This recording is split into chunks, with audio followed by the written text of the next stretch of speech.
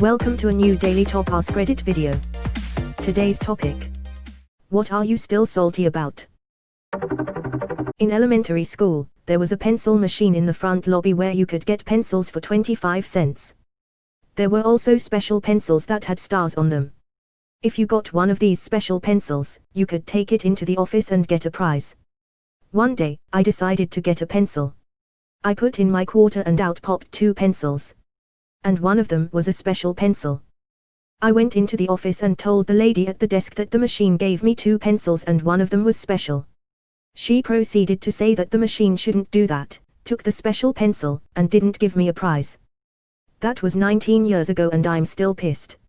Askreddit to answer some of the more common questions. The prizes were stuff like the fancy erasers that didn't actually erase anything, fun-size candy bars, stuff like that. Think 5 to 10 tickets at Chuck E. Cheese's. I probably didn't go to school with you. This happened in Michigan. Apparently the pencil machines are a common thing. This happened in either 2nd or 3rd grade, so the time was probably closer to 20 to 21 years ago. Fuck, that makes me feel old. The main lesson I learned was to withhold irrelevant information and lie if I know the truth might negatively affect me. Good work, random office receptionist. Some people in petty power positions are truly a disgrace for humankind and probably will ultimately be the ones to blame for the diminishing of our entire race. Edit. Thank you so much for the upvotes and the prizes, everyone. My first Reddit gold. Well, to answer some of the comments, I am of the opinion that while we need rules to organize complex social systems, those rules can and must be put aside sometimes by applying common sense and empathy to them. If a rule forces /allows you to treat your fellow human like crap, the rule must be changed. Humans beings before systems forever. I love how this comment is about a pencil.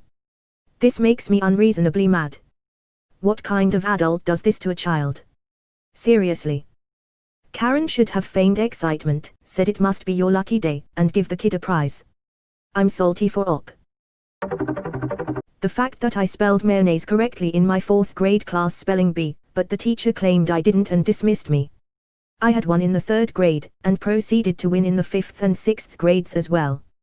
The unfair disqualification in 4th grade ruined what would have been a 4-year streak. Edit. I am sorry, so many of you have also experienced spelling bee injustice.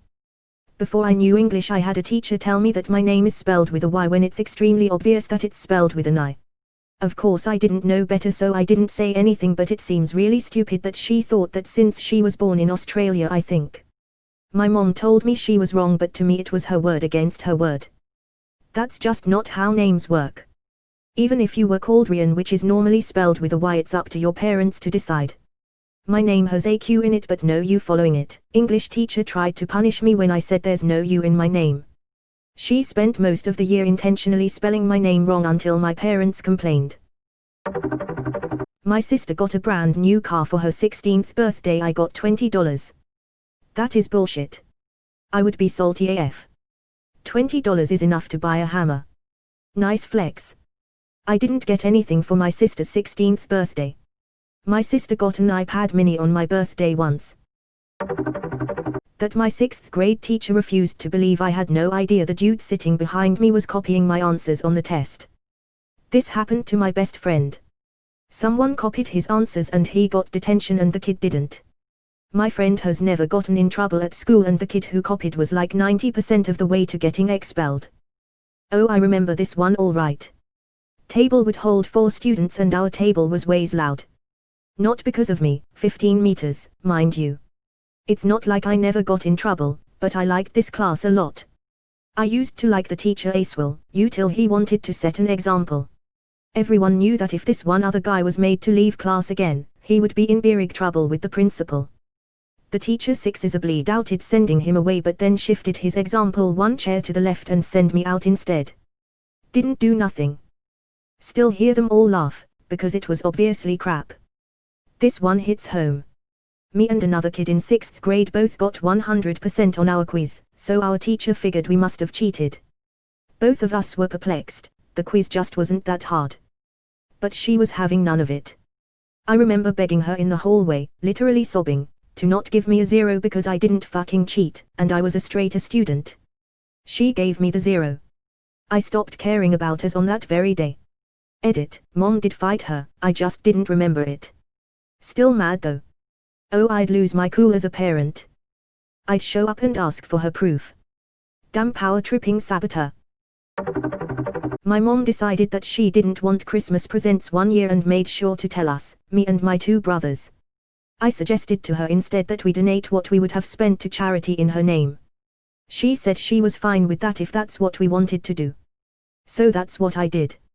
I sent her a nice little card and the info for the charities I donated to, so she could see that her decision helped some good organizations out. Mom was pissed. Why didn't you just send me a gift card if you weren't gonna buy me anything?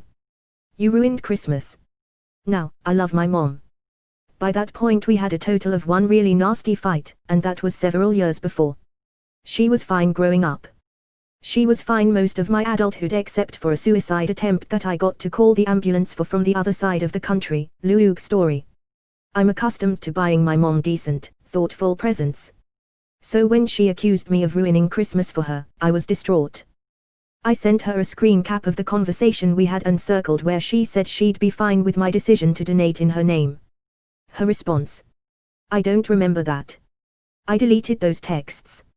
I lost my shit, told her it's her own fault for raising me to do as I'm told, and next time just don't say shit if she's gonna change her mind and not tell us. And then we didn't speak for 3 months. This was 2.5 years ago and I have not gotten over it.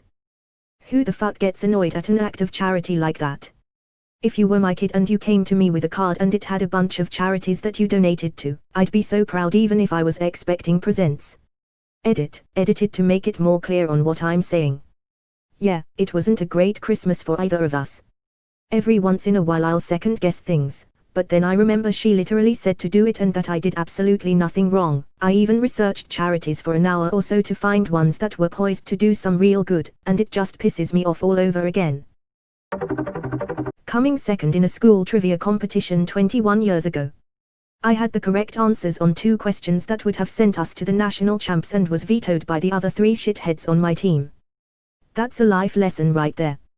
Being right is almost never enough. You also have to be able to convince others that you're right. That hits hard. I was a co-founder of a startup, and during an early strategy meeting, I made a bunch of suggestions that the other founders aggressively dismissed. A year later, we got some funding and hired a CEO who was an expert in the field, and he suggested the exact same things, which they praised as brilliant. They later sheepishly remembered that I'd suggested the same ideas, and apologized. That really taught me a lot. Being right is rarely enough, you need to understand why you're right, and you have to be able to sell your ideas. I was at a house party in college and we had to take off our shoes. Some bitch walked home in my leather knee-high boots and I've never gotten over it. Edit, for clarity, she left her dirty ass shoes behind for me to go home with, so thanks I guess you shoe thieving wrench. What did you do? Wait until everyone had left, saw what shoes were left and wore those? Or did you go home shoeless? Lol. We need answers op. A friend told me that they only hang out with me when all of their other options run dry. No longer a friend, I hope. Or at least, not the kind of friend you depend on. No longer a friend, I hope. Well, only if all other options run dry. They're not your friends, just a bag of dicks shaped like a human. When I had to get photos printed for a university project, so I went to a printer shop and they charged me £2 extra for a DVD with my photos on, even though I told them I didn't want the DVD, so I didn't get it, but they still charged me anyways and threw away my receipt before I could look at it. So with my new photos I went to hand in my project, only to be told that we were doing a peer review of them. No one in my group did the project and couldn't care less about it. So I wasted all that time and effort. Still so salty. University. Printer. Yeah, that'll do it. I've mentioned this before, but when I was about 8 or 9, we had a big project in school which ended with us writing a story. I spent fucky hours on this thing. It was going to be the best book ever. It was only a matter of time before it was snapped up by some publisher and then it would be the talk of the Scholastic Book Fair, no doubt in my mind. It absolutely had to be in by the time school finished for Christmas, so my teacher could mark it over the break, so I stayed up until about 10 o'clock at night for about a week beforehand working on it, which, you know, is the closest thing you get to an all-nighter when you're about 9. It was my magnum opus. I got back to school in January to find that A, she had lost it, B, she was accusing me of not handing it in, and C, because mine was the only one she couldn't find, she decided to call me out in front of the class about it.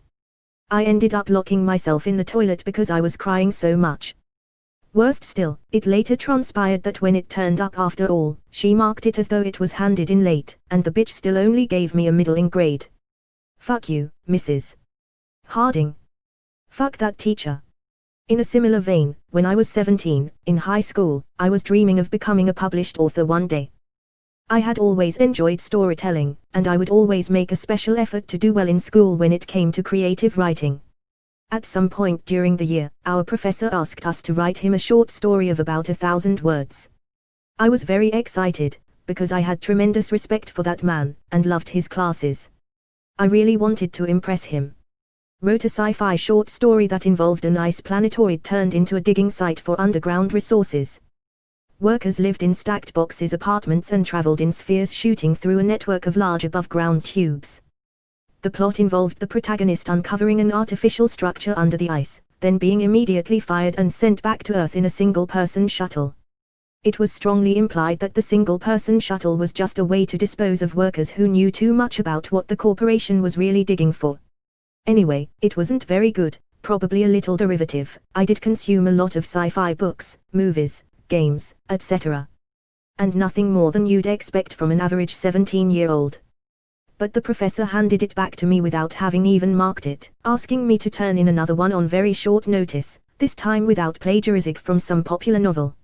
I told him I didn't, asked what book he thought I plagiarized, because if a book told that story, I honestly wanted to read it, swearing the story was purely my own. I even admitted that I was likely influenced by a lot of things, but still came up with that one organically. He never heard my plea, never even named the book or gave me more of a reason why he thought so poorly of my work. Lost a lot of respect for him, and a lot of interest in his classes after that. I'm still pissed about it, and it's been over 20 years. Edit. I really appreciate all the positive comments, encouragements that maybe the story was too good for him to believe it was written by a 17-year-old, and the suggestions for me to write it again or turn it into a novel. I think what bothered me then, and still does, is that he never really wanted to discuss it. It felt unfair and unjustified. But talking about it today and reading your messages did help. It's definitely time I let go of the resentment. Especially since there's a happy end to all of this. I ended up becoming a teacher myself, and the memory helped me remember to never dismiss my students' creativity and always nurture their ideas. I also ended up quitting last year to focus on writing, and I am now a published writer. I'm somewhat broke, comes with starting out, I guess, but I'm happier than I've ever been. So, this event wasn't enough to turn me away from my dream, thankfully. Edit #2, a few people have been asking where to find my books, and other questions about them. I write in my native French, and my first novel is available in bookstores in all French-speaking countries, as well as online stores. Unfortunately, I'm yet to be translated, fingers crossed for the future.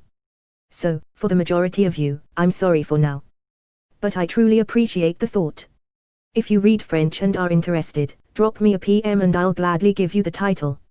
Not trying to turn this into advertising. My second novel should be coming out in February 2021.